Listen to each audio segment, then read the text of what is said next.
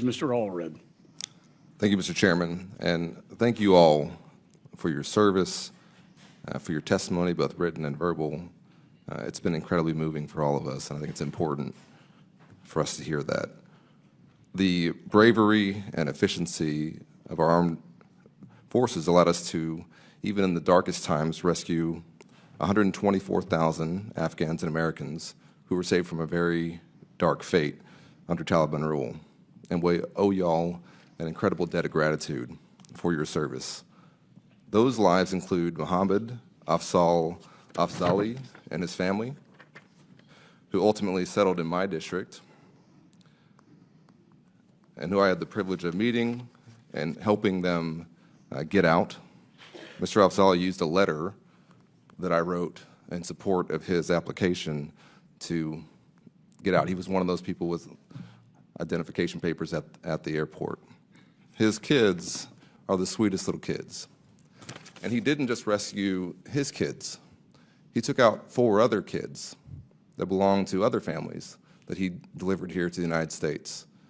And your bravery, your professionalism saved those people's lives. They're real people. I know them, and I thank you.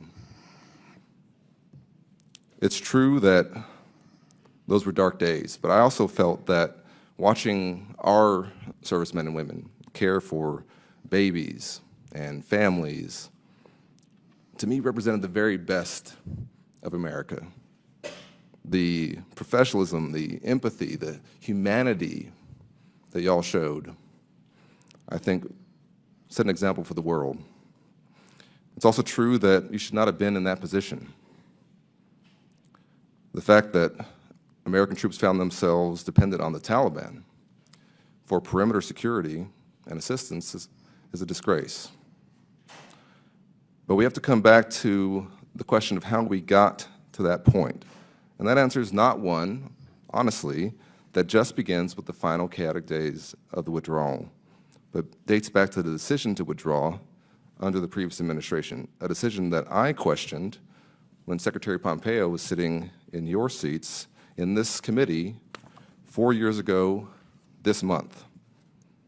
I asked why we had abandoned previous U.S. policy regarding negotiations directly with the Taliban, undercutting the Afghan government, why we were not insisting that they agree to respect the Afghan Constitution and its provisions protecting women and minorities, and Secretary Pompeo dismissed me on the record in this committee. And it's also true that ending our presence in Afghanistan was and is in our national interest.